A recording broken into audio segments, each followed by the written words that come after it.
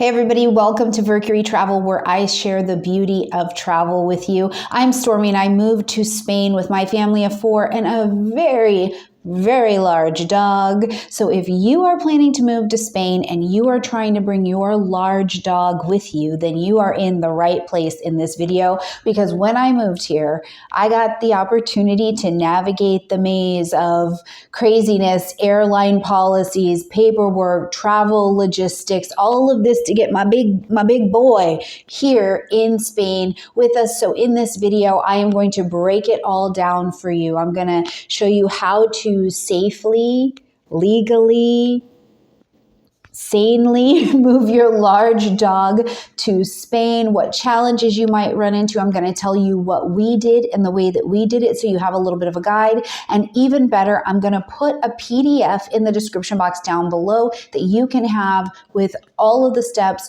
all of the details, all of the links, so that you can make this a little bit more stress-free for you and your family. Now, first things first, before we jump into me telling you how we did this, let me tell you about Brody, because Brody is my boy. I'll put a picture of him right here. And he is a mix between a German Shepherd and a Lab, and he is big. And Brody weighs about 90 pounds, a pure cute little bear coming with us. Okay, so this is what I'm talking about when I'm saying if you have a large pet, this is the kind of animal that we traveled with, just so you have a little idea in your head for context. But here's something else that I want to present to you that was presented to us by our vet and by some international travelers as well before we were making all of these plans to move to Spain, knowing that we had a large dog as a part of our family.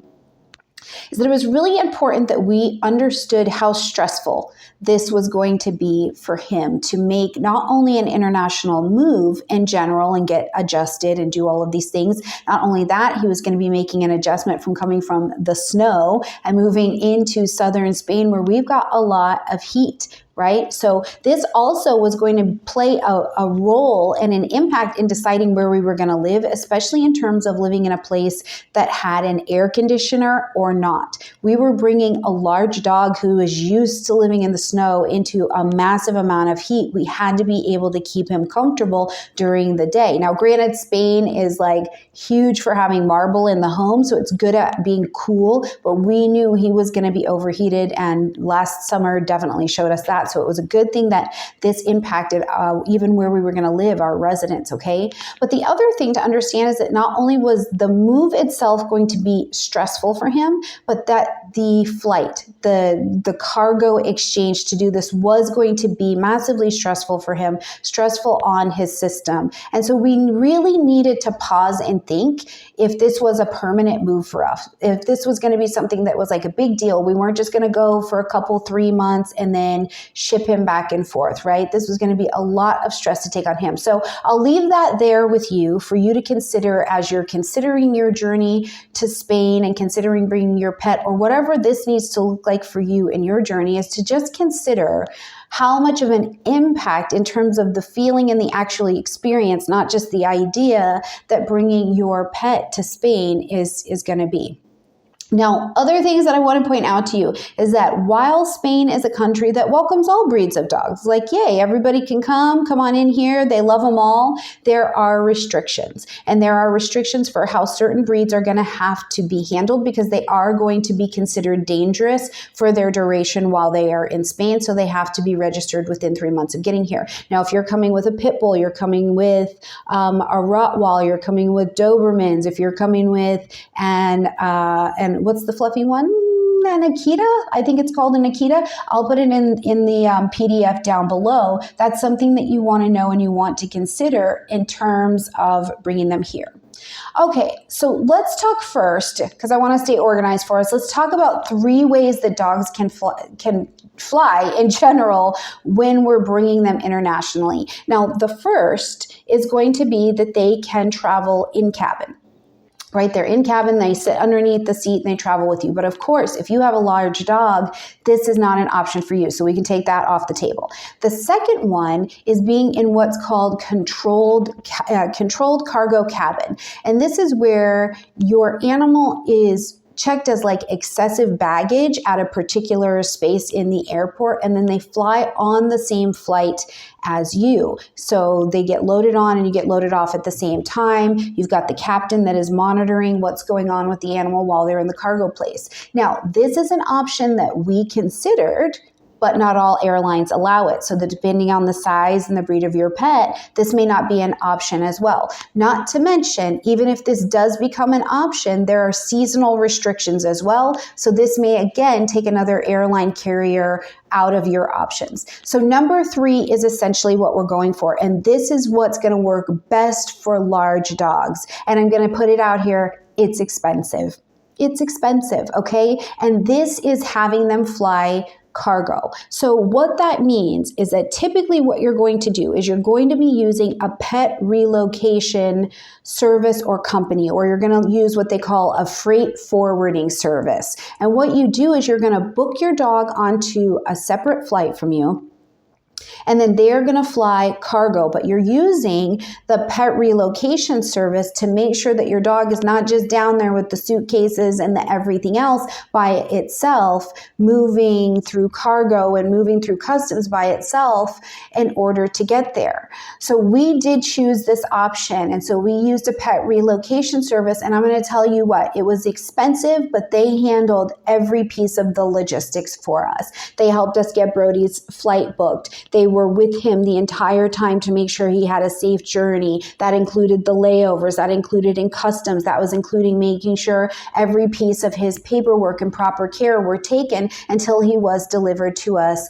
in Madrid. So I want you to just be thinking about these 3 options. And of course, we have a 90-pound dog. So if you have a dog that's a different size, this can still apply to you in maybe one of those 3 ways that they're going to be able to actually get on the plane. Now, flying pets, this is a challenge that you might run into. It is a little bit more challenging now for several reasons. And really, a lot of this kicked up post-COVID, okay? So first of all, post-COVID, the airline changes were that many of them just stopped doing animals in general. They're like, no, especially large dogs, doing them as cargo. There was personnel shortages. They can't afford it, all of these things. So you still have to check which airlines you're going to be able to work with, but also there is no such thing as an emotional support animal anymore. That is not a thing. You see one person brings their emotional support peacock and we're all screwed, right? So you have got to have a certified service animal if you're going to be flying with a particular airline, because the emotional support tag that used to work to get your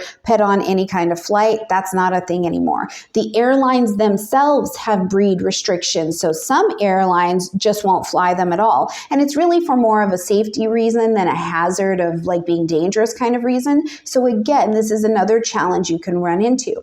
Limited flight options is going to be something you have to consider while you're trying to do this as well, because you have to see, first of all, the airlines that are going to work, but then you have to also see if that airline, if there's a connecting flight, that they connect to another airline that also carries your pets. Now, the good thing is if you're coming into Europe, a lot of the EU airlines have these policies in place to transfer large animals, so you're going to be good. Now, the 4th thing that you're going to run into is more an issue of timing, and that is, again, that these airlines will not fly animals with certain weather restrictions. So if it's too hot, like in the summer, or you're trying to move in the summer or the winter, if it's too hot, if it's above 85 degrees Fahrenheit, if it is below 20 degrees Fahrenheit, something like that, they're not going to fly your animals as well. So the challenges you're going to run into in the middle section here really have to do with doing a lot of research, which is again why I've provided the PDF to you, because it is a lot. And the timing, we're going to get into that in a minute. The timing is insane. So you have to be on your game, but that's why I gave you that PDF, because it's also possible. It is doable. So I don't want you to be discouraged, but this portion of the trip is a lot. Okay, so let's talk about what we did, what worked for us, and how you can make this work for you as well. Now, first things first, we had to find the airline that was going to accept bring in Mr. Brody, our large dog, along. Now, Alaskan Airlines has an option, American Airlines has an option, and we used American Airlines. Now, again, we used a pet relocation service, but I just want to be clear that the airline we ended up moving him on and flying him on was American Airlines. And again, our pet relocation service had this in the bag. They knew that when they needed to connect to another flight in the EU, they had that all set and ready to go as well. So again, this makes this really seamless. Now, here's the other thing. The requirements, and the paperwork. So let's get into that. Now, I made some notes here so that I make sure I give you all of the goods. Okay, first things first, your pet has to be microchipped. So if you have issue with microchipping, you have issue with vaccinations, this is not an option for you because Spain is not going to have it. Nowhere in the EU is going to have it because the EU requires that your pet have a pet passport, which means that they are showing that they are chipped and they are current on all of their vaccinations, okay? So first things first, your animal needs to have its microchip, and the microchip has to be implanted and working, which means we can see the serial number, all of those good things, before they get their rabies shot, okay? Next, they're going to need to do their rabies shot. Now, typically, when they're doing the rabies shot, it's good for 1 year, but your pet has to have a vaccination that can span them 21 days before entering into Spain. So if your dog got that rabies shot a year ago and it's coming close to being at the end of that, you're going to need to talk to your vet about some kind of booster or something like that, okay? Now let's talk about this EU health certificate, and this is where it starts to get a bit hectic. So because the EU does require an EU health certificate, it has to come from a very specific kind of veterinarian, and they are an accredited veterinarian that works on the EU health certificate, and they work with the USDA. So not every veterinarian is qualified to do this. You've got to ask your vet or get a referral from your area, which there's a link in the PDF to do this, to see if your vet is the kind of vet that does this. It's this very specific specialized training. And then they need to fill out this health certificate, all of this information about your dog. They're going to fill that out. Then they need to get that to the USDA. It has to be submitted to them. Then it has to get back to you. And this all needs to be done 10 days before your dog's arrival in Spain. Okay, now here's what I want to tell you. It is a lot, and this part did get hectic for us, but your vet who is specialized in doing this particular kind of work, they're going to be able to help you through the process. So I want you to lean into this because this is a little bit of an event. Now, in the meantime, what you're doing is you're going to need to get the other side sorted out if you don't already have a pet relocation service, which means you're going to need to get ready to book your pet's flight. But again, you've only got 10 days to make all of this happen. So I would be building into your budget of time and finances an immediacy with booking this particular flight for your animal so that it all happens really, really seamlessly. Okay? Now, once you get that certificate back, it's called a USDA endorsement. It's going to make it so that your pet's allowed to come into the EU, all of this good stuff, and they're going to be good to go. It's also going to meet the airline requirements for your pet to be able to be on board. Okay, so we've got all of this stuff. It's in the works. It's in motion. Now, here's the other thing I want to tell you about getting on the phone with your airline, your air carrier, and or using your pet relocation service, is that you've got to be clear on what the carrier or the crate specifications are for your particular animal. Okay, so large dogs, they're going to be traveling in cargo. So they've got to have a really specific size of carrier, a size of weight, and the shape and how things are put on it. This is going to be really, really specific. And you can can get this information from your airline, or you can get it from, it's called IATA, which is the International Air Transport Association, and the standards that they hold for your pet to be able to be in that carrier. So this is something I would suggest to you to do next, is if your pet doesn't have the specified carrier that is the right size for them to be able to fly, you need to invest in that. And then you're going to want to also be doing crate training, right? So if your dog is not crate trained at all, this is a time to start doing that crate training, because again, remember, this is stressful for them, and the last thing you want is your pet to get overwhelmed and shut down in flight and get sick, or your pet to get overwhelmed and they get aggressive in flight or in travel or something like that. We want them to be safe. We want them to be comfortable. So getting that crate that is the right size, has all the specifications, modifications, and all of that good stuff, and then having your pet start to spend a fair amount of time in there so that they know, this is mine, this is safe, and this is all going to be working out for my greatest good, right? Okay, so you want to have that in place while you're getting ready and you're starting to think about bringing your pet to Spain. So for us, we ended up getting Brody a different kind of crate. He had a crate at home, but we had to get him one that was built to these particular restrictions, and that cost us about $700. Now for the veterinarian, just to put a little cost in here for you as well, I believe that our veterinarian ended up, for the certificate itself was like $150, and then all of the care for Brody before that came out to about between $800 and $1,000, getting him ready with everything else before even getting the examination with the vet to be able to get that USDA endorsement, okay?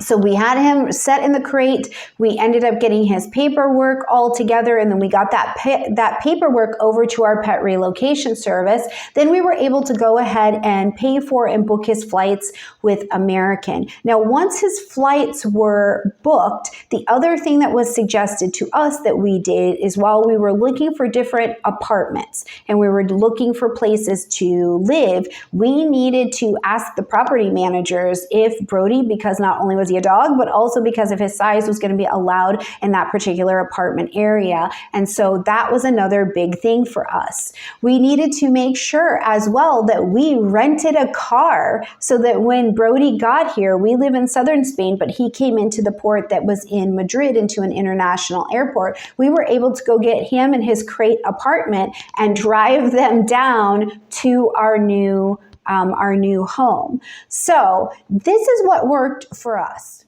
So what we did in our planning is we brought our family to Spain first. And we had Brody stay with some friends of ours that are dog lovers, and they had other dogs, and Brody stayed with them for about 2 months while we got everything settled with the visa and everything else here. So we found our home and our piso that would allow for Brody to be there before we did all of these things to have Brody come over. So we were actually in Spain 2 to 3 months before my husband went back and got all of these things done, got all of these set, and then handed him over to the pet relocation service. And then he ended up coming back. Now, when we got to the airport in Madrid to get Brody, we had rented a car, which I found out about getting an international driver's permit. So let me know if you want a video on that, because that was incredibly useful, and you have to have it to drive. And we were able to put Brody into the rental car with lots of blankets, all of this other good stuff, pick him up from the cargo place, and then bring him home to the piso and start our life. So it is quite the process. It is quite the process. I cannot stress that, but I also want to stress again that it is doable. Now, in the PDF that I've created for you, I put the option of understanding that you can use a pet relocation service, but I also put the steps and some tips for you to think about if this is something that you're going to attempt to do on your own, or if you're a more seasoned and proficient traveler and so is your dog, maybe you can pull this off on your own. For us, we could not. Now, in the end, to do all of the travel stuff, pet relocation, documents, his little exam that he did when he got here, including going to meet up with the vet and establish his care here in Spain as an animal here, it cost us $6,000. So that is something that I would tell you, if you have a large dog, put that as a line item in your budget, okay? And so it probably really cost us about $4,600, and in the end, we budgeted it for $6,000, and man, it was like we got to $599.99, okay? So budget for just about that amount, depending on what you need and what you already have. We had to buy a whole new crate and carrier and all of these kinds of things. And depending on the area that you are potentially using a pet relocation service from, may depend on the price as well. We were coming from Colorado going all the way to Spain. Now, if you're going from New York to Spain, this may be different pricing depending on your pet care service. So I hope that this video was a little bit useful and gave you an idea of how this went. Let me say this before I end this video. When we went to pick up Brody from the cargo port, because he came in as freight and there were other animals there as well, my boy is just a friend to the world. He had made friends with the crate, the cargo crew. He was out there living his best life. They were giving him his little treats.